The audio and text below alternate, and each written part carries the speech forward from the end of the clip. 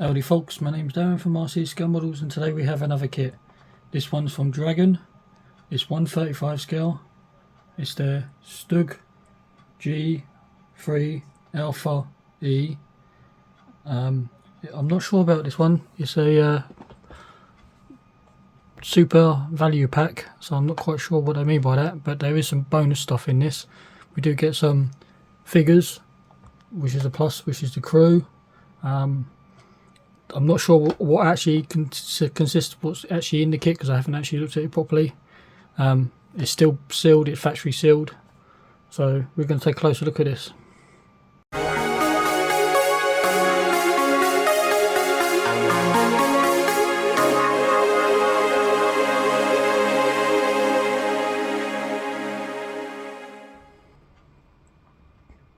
So it is number 6 in the range, I believe.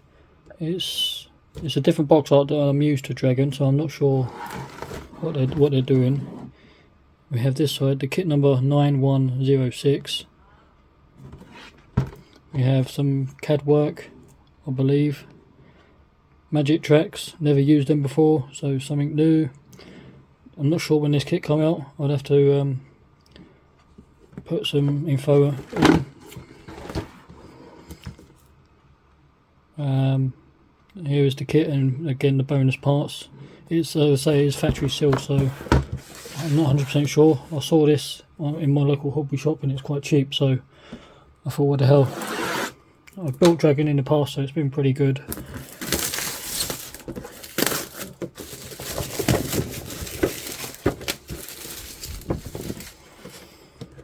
So there's tabs as well.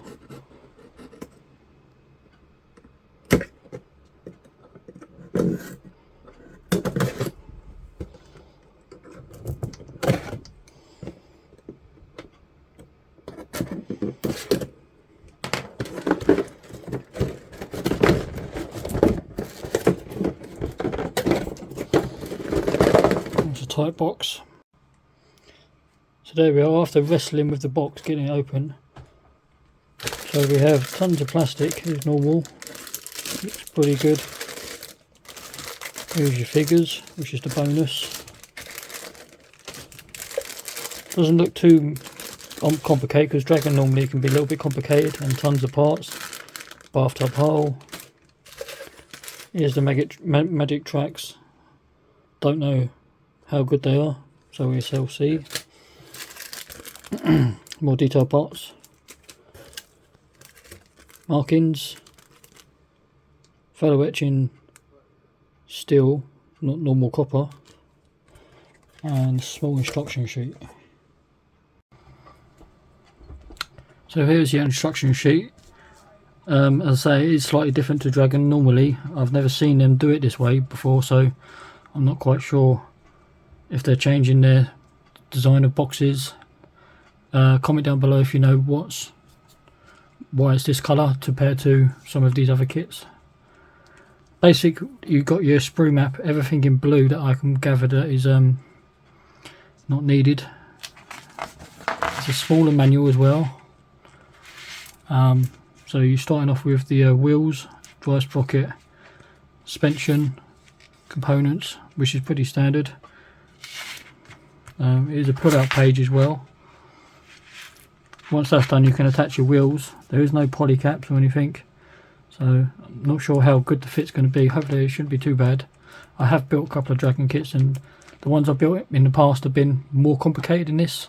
There's been tons and tons of parts, and what I can see so far, this looks like one of their easy range, possibly. I don't know. That's what good value pack means, maybe. I don't know. But the front part, we have spare tracks. Nope,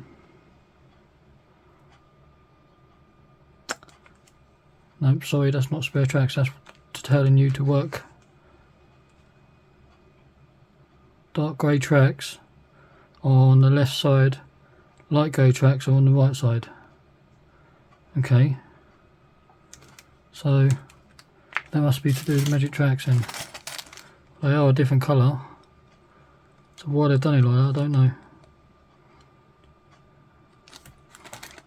How many? It doesn't. There is 94 links per side, so there should be more than enough in the bag, hopefully. Are they just click fit? As I say, I've never worked with these, so I don't know. The upper hole section looks like it's in one piece, or mostly in one piece. That's not the upper hole section, is it? The upper section is in one piece, so there's a couple of parts in on the inside. Upper hole and superstructure going together, a couple of plates going in for the back. This part looks like for part of the gun assembly. It's going to have a slight movement up and down because it is a tank destroyer. Engine deck, a couple of hatches. Got to remove some parts there just in case for the differences. The vision scopes, the tone eyes or brackets, the actual gun part itself. The section here are the rails that support cleaning rods, I think. The main side skirts. Some reason you've got to cut a section off to attach this section. I don't know why. Possibly there is a different in some of the tanks. I don't know why that is. And then once the fender's done, you've got all your tools to go on the side of it. Your cleaning rods, the gun can go in. Some more hatches. Again, they're asking you to remove these little tabs. Again, the other side of the fender is, again, you've got to cut it and add a piece. Again, I've never seen them do it that way before, or any manufacturer in fact. So that's a strange one. The other side of the fender is the rest of the tools. The other side for the bracket for the more cleaning rods. More storage boxes. This, I don't know what this is. Looks like smoke dischargers maybe. Excuse me. Still got a foggy throat. These are the colour callouts. So we have this one up the top, Russia 1941. In the Panzer Grey, number 1 on the side. We have a Russia 1942. Looks like it's in Panzer Grey but with a whitewash winter camouflage over it.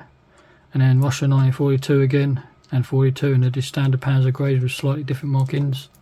But there is tons of markings out there. You don't have to do these. As for the crew figures, it has the colour callouts. So I haven't noticed a colour callout list. They are, I have noticed that is Mr. Hobby Colours. I know, sorry, there's the colour callouts on the very first page.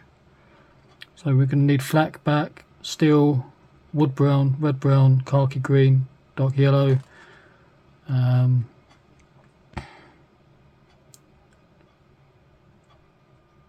that is it. Very basic colours. It doesn't say about anything about the grey. That's strange enough. The Panzer Grey is not on there, but it is Panzer Grey, I know that for sure, because the colour callout is H32, and H32 is not even on there, but it is Panzer Grey. They are Panzer Greys. But as for the crew figures, their uniform colour,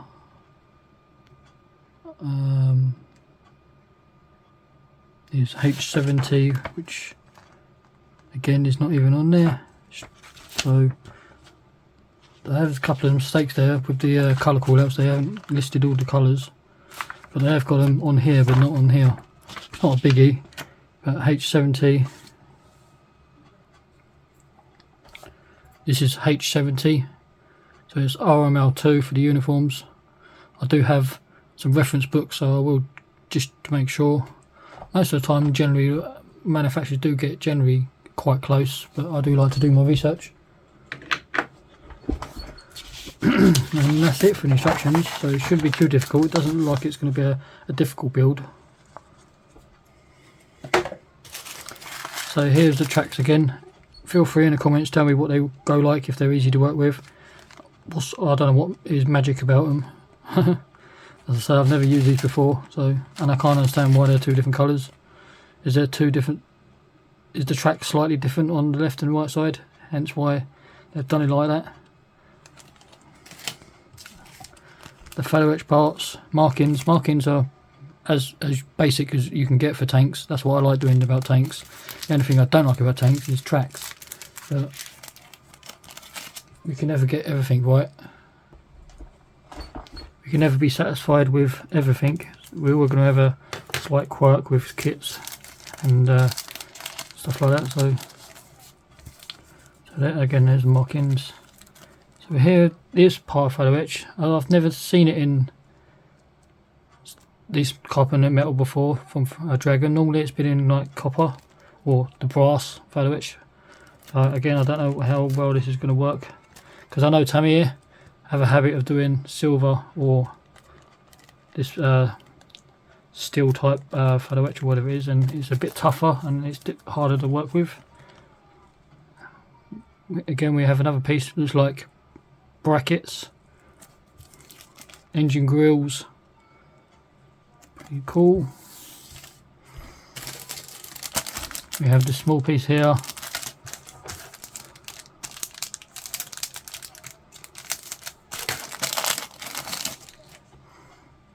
This is sprue J, and it's just got a couple of tools and boxes. Looks pretty good.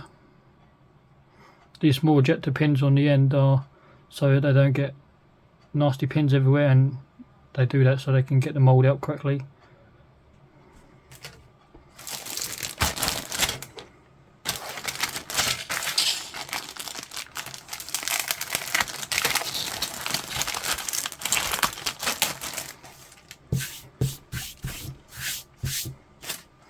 So this sprue's like got a piece missing. It's probably something to do extra. So up you've got your back of your tank, a couple of boxes. This is part of the structural of the tank. Here is your gunner's part, is two halves. Some handles, the engine deck. Your main upper superstructure is moulded as one part. It's pretty nicely done. Obviously we've got some hatches to go here, which is here. Another engine deck of some sort. These are the hatches. It doesn't look too bad. As I say, normally the Dragon coats I've built in the past have been quite complex, but this looks really easy. It's very low part count, very like a Tamiya kit. So this is very nicely done. All this detail, part of the suspension is all moulded in. Bolt detail, hatch detail. Looks pretty good. Here's a bathtub hole, hence why it has that shape and it's already built up. We just have a small rear plate at the back. And here we're going to have wheels.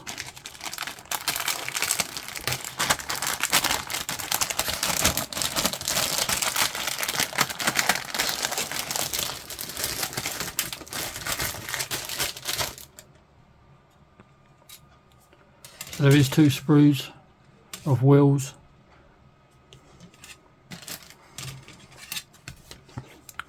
So we have the road wheels and tyres moulded in, so you're going to have to use a circle template for masking, or just mask them off anyway. These are the smaller wheels, spares probably, transmission casing, kind of suspension arms, not full suspension like some kits like they do with the torsion bars, but these are just the actual ends of them. Drive sprockets, the idler wheel. Nicely done. You've got these pins to take care of, so they're going to be a little bit tricky to get out of the mould. Sorry, not out of the mould, but to take care of. Getting your nippers in there or a knife without breaking the ends of the arms. Doesn't look too bad. Exhaust parts maybe. A couple of brackets. These are the engine covers. I think you replace them with photo-etch anyway, like I've shown you, so that you don't need to use those plastic pieces.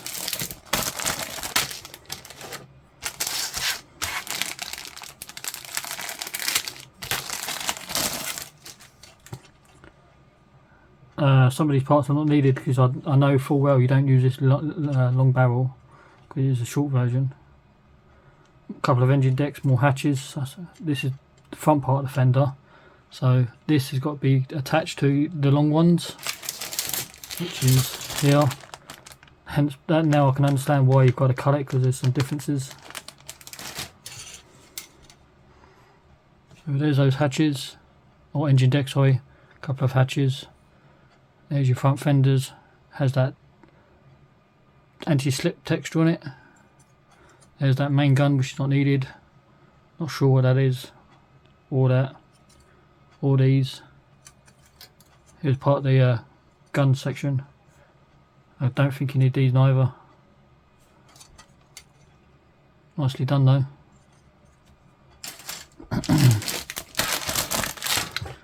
Main upper superstructure, fenders. So upper superstructure, which is nicely done. This is the back of the tank. Brackets and hinges, towing eyes.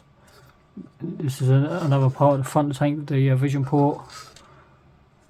Here's your exhaust, full fenders. As I say, we're going to have to cut these. More tools. So here is the upper section. Looks not too bad. Here's the front glacier. I think that's what we called it, with the one of the vision ports. Back in the back of the tank, or tank destroyer even. I'm not sure what that is. Oh, these are one of those air vents, part of the back of the tank. Support brackets, tools. Here is the full fender with that anti-slip texture. Nicely done. Here's one of those sections for the cleaning rods. Exhaust. I kind of got a drilled out section. You may want to go a little bit deeper, but that don't look too bad at all. And that is it for as for the tank itself. And now the last bonus sprue, which is the figures. Now I can understand why they call it value pack, plus it being the price that I paid for it. It was cheap as well, so I couldn't say no. So it's probably to do with ease of build and figures, photo etch. It's just a value kit, as like it's mentioned on the box. So I don't know. Figures aren't too bad. Dragon figures are alright. They're alright for plastic. They're not as good as resin, or 3D printed or anything like that, but I think they're pretty good. I'm not a figure painter, so I'm not going to spend massive amounts on figures when I want to learn how to paint figures. So I think I'm better off using plastic until I can get good enough results to go into resin and whatever. But they have individual equipment parts, guns, pouches, binoculars. Here are the face detail. Here are the part of the legs, arms, torsos and chest parts. They look like they're all generic kind of shapes, but their arms and legs are slightly different poses. Slightly different on the faces and hats and their pistols.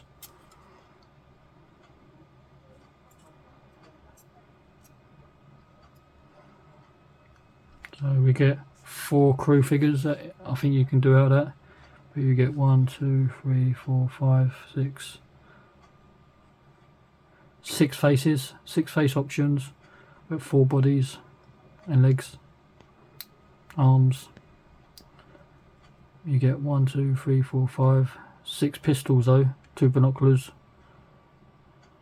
So yeah, nice.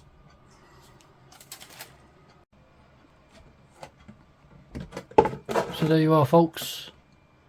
Another kit from Dragon. Pretty cool.